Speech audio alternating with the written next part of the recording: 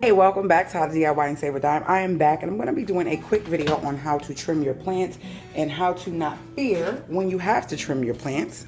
Just get you a nice sharp pair of scissors. Make sure there's nothing on the scissors. I'm going to wipe these down really good and with some Lysol. I'm going to clean that up and I'll be right back. So I'm just taking a Lysol wipe and making sure they are nice and clean because I cut a lot of plants with these just regular scissors. And I also use these if I have to go to the base or the root of a plant, which came with my planting bag, my plant mom bag. That's what I call it, that I got from Amazon. So you just want to make sure it's really clean and then just rinse them with water. I am very anal about my plants not having yellowing on them, and a lot of times this is going to need to be repotted soon because this is like getting really heavy. So all I do is, if your plant is leaning, just kind of press down on the soil so it can make it a little bit more stable around the base of the plant. All right, so what I do when I have this issue here is simply take a scissors. Even with the yellowing, I take a scissors and I cut the plants I'm cutting the wrong way, I'm on the camera, cut it in a direction to give it still the natural look. This is not going to hurt the plant. It actually makes the plant grow even more because now it's not trying to bring nutrients to an area that is like dying like this. So you just go in there and you want to cut at an angle so you can get all that brown stuff off, and that's it. You want to cut it just like that. I have one more. Let me get that one. This is the sister. So this one has a yellow leaf way down at the bottom. I'm going to go in with the scissors, try to get low as I could to the bottom of that and just cut it off. Sometimes why that happens is because when you water it, the bottom leaves get the water first, and sometimes it might be a lot for that plant at a time, and you just can't help that sometimes.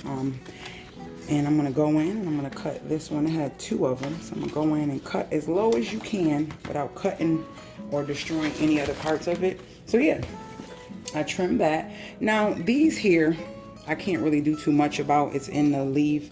And I really don't want to cut or mess with it. And it really doesn't bother me as much because the plant is really vibrant green. So I'm not going to deal with messing with that. Now this, I could probably go in and kind of angle it and, get rid of that little piece or whatever. And kind of do that to still make it look like it's okay. But other than that, they're fine. I just bottom fed this one. I'm getting ready to bottom feed this one. I did a video. You should see that video. It should be in my plant care videos if you haven't seen it before this, or it's coming very soon. So I'm getting ready to bottom feed this one. The water is waiting for this one. This one is actually draining from the bottom feeding that I just did on that one. So getting ready to do this one. So if you have any questions about trimming your plant leaves, it's fine to do it. It's not gonna hurt them. Actually, like I said, makes them have more nutrients for the parts that are still growing. So it's okay to trim them. I don't think I have too many others that need trimming. Now, you know what? My palm, I just watered that and fertilized that. When you first fertilize something or water something, you will have a tendency to see yellowing or browning because it's trying to get acclimated to your home, and you're trying to figure the plant out. So it's going to be trial and error. Like with this palm, is trial and error for me. Let me take you over there because I want you to see how I just fertilized and watered it for the first time, but I noticed today it was a little bit of yellowing and stuff at the bottom. I don't know if I'm gonna cut it all off, but I might trim some of it, so I'll show you guys that. So this is what happened after I fertilized. I don't know if it started yesterday, but see here, I'll take this out. I'll go in and go as low to the base as I can and just trim that out. And this, I'll do the same thing and trim it out. That's it. It's not gonna hurt you. It's not gonna hurt the plant. It'll actually, like I said, give the parts that are growing really well, it'll give that some nutrients and allow that to do its thing. So yeah.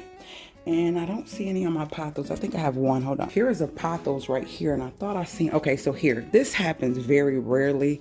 You can just go in and just cut that piece off just like that. Just like that. Nothing major at all. Now this baby here has had a lot of trimming. It has had some trauma. It has failed. It went through, but it is growing really well.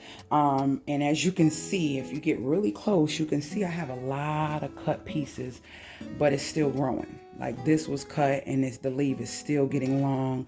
This was cut. You see, it has a lot of cut pieces, but to the naked eye, if you're just looking at the plant, it looks nice and healthy. So I do cut those.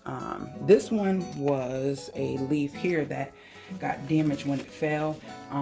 It's kind of messed up right up in here, but the rest of the leaf is still growing. Until it shows me otherwise, I'm just gonna leave it. I'm not gonna bother it. And so sometimes what I do, when it's been cut, it'll start to give that brown and yellow effect. I'll still go in and I'll nicely cut it. Even with this one, I'll go in and I'll cut that off just like that. Just at an angle, sort of like the natural look of what the plant would look like. Yeah, like these don't bother me as much, so I don't really bother those. But yeah, you can see I did a lot of cutting on this. And this is over time. This is over time. This is about 7 months old. Yeah, but she is thriving. She was so much smaller, but she is definitely thriving, and I'm excited about that. So those are ways that you can trim your plants. I hope this was helpful. And with the snake plants, hold on. Now, I moved her over to this area once I changed and got that palm plant. If you guys remember that live video I did, I woke up the other day and realized she had a leaf that was in there that was kind of yellow and really soggy.